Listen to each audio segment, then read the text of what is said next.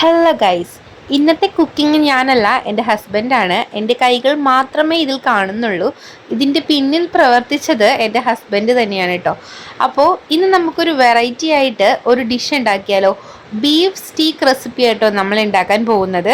അതിനായി നമ്മുടെ ബീഫിൻ്റെ പീസ് ഇതേപോലെ കട്ട് ചെയ്തെടുത്തിട്ട് കുരുമുളകും ഉപ്പും നാരങ്ങാനീരും ഒഴിച്ചിട്ട് നന്നായിട്ടൊന്ന് മാരിനേറ്റ് ചെയ്ത് ഒരു 2 മണിക്കൂർ വെച്ചേക്കാം കേട്ടോ നമുക്ക്.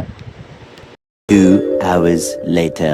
അതിനുശേഷം നമ്മൾ ഉണ്ടാക്കുന്ന പാനിലേക്ക് നന്നായി ചൂടായതിനു ശേഷം ഒലിവ് ഓയിൽ ഒന്ന് സ്പ്രെഡ് ചെയ്ത് കൊടുക്കണം കേട്ടോ.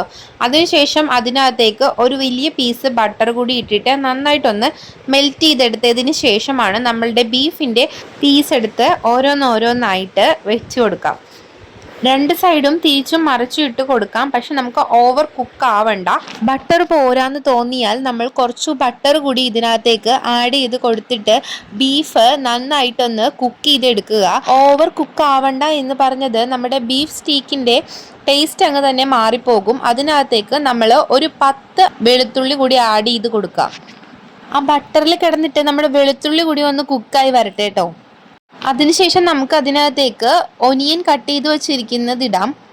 ഓക്കെ, അപ്പോൾ നമ്മുടെ ബീഫ് സ്റ്റീക്ക് ഇവിടെ റെഡി ആയിട്ടുണ്ട് ഓൾമോസ്റ്റ്. അപ്പോൾ നമുക്കിതൊരു പ്ലേറ്റിലേക്ക് സെർവ് ചെയ്യാം. സൈഡ് ഡിഷായിട്ട് നമുക്ക് സ്മാഷ്ഡ് പൊട്ടറ്റോ കൂടി ആഡ് ചെയ്യാം കേട്ടോ. അപ്പോൾ ബീഫ് സ്റ്റീക്ക് എന്തായാലും ട്രൈ ചെയ്ത് നോക്കാൻ മറക്കരുത്. വീഡിയോ ഇഷ്ടമായാൽ സബ്സ്ക്രൈബ് ചെയ്യണേ. ബൈ.